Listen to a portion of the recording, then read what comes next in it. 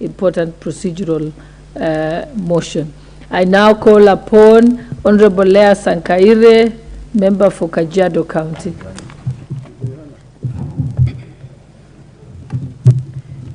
Thank you very much, Madam Speaker.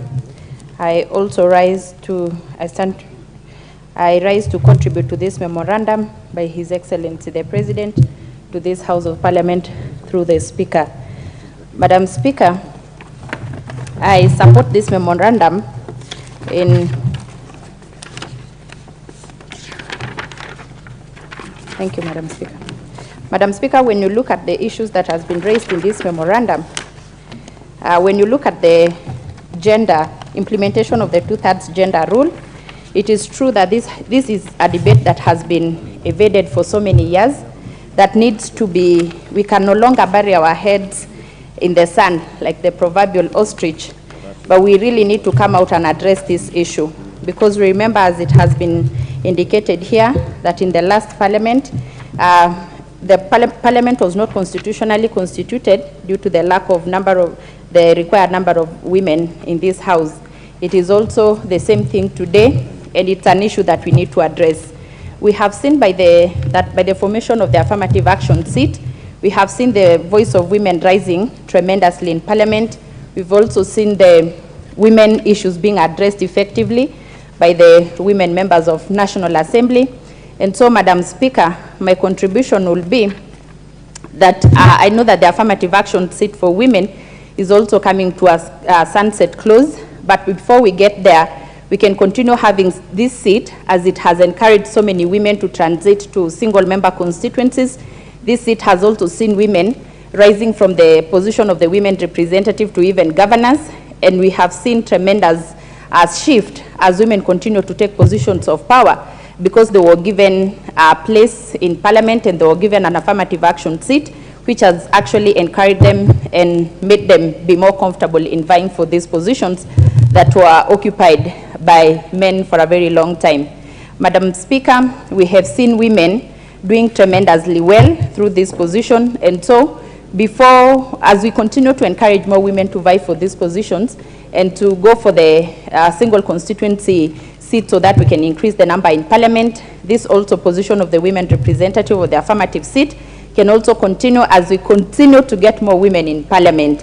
Madam Speaker, we can see that the girl child has really risen, and we can see in the recent past, the boy child has been left. It is because of the affirmative action that we've put to girls for a very long time, and with time they have grown and known their space.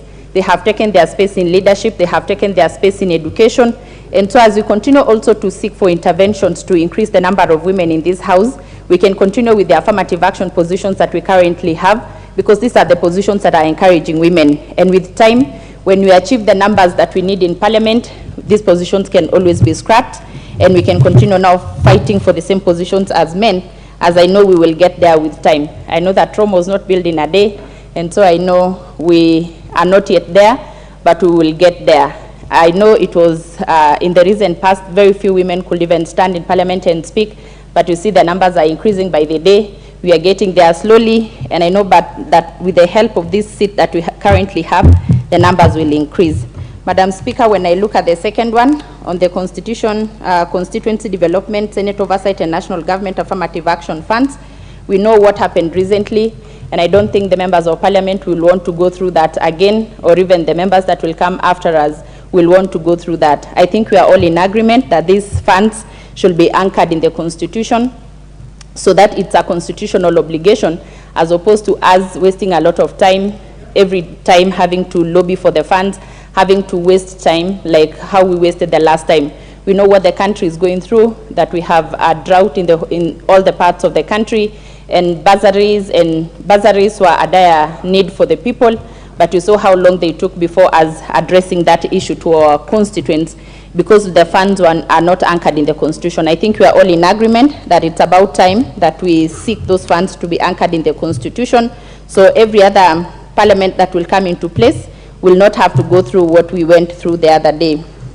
Madam Speaker, on the position of the leader of the leader of the official opposition, I think it is something that we can also work on. We have seen in the previous governments that we have the leader of the opposition leader having handshakes, and so bringing a whole lot of confusion in the running of parliament. I think it's good that once and for all, their position is defined. And I'm saying this knowing that any person can be an opposition leader at any given time.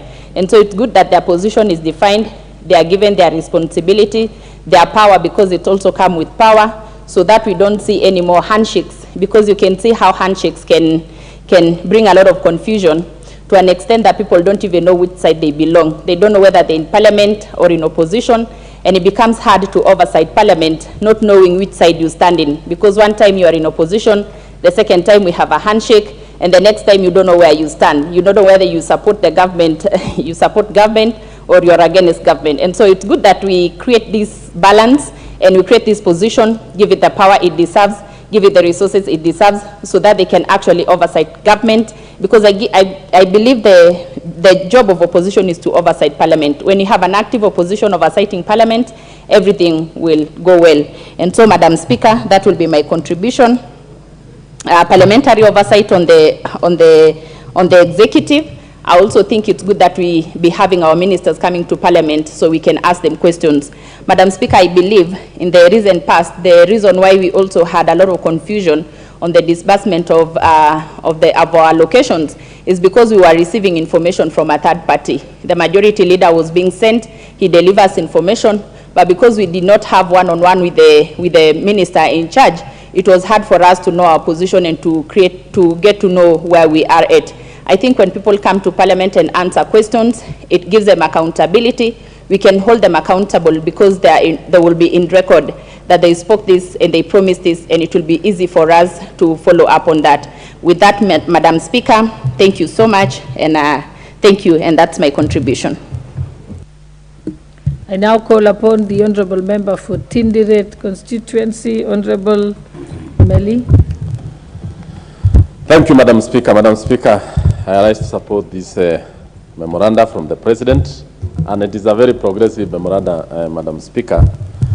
And I want to say a lot about it, more specifically that Kenya, being a very progressive democracy in Africa, actually gave itself the 2010 Constitution, which, among many other things, is actually to ensure that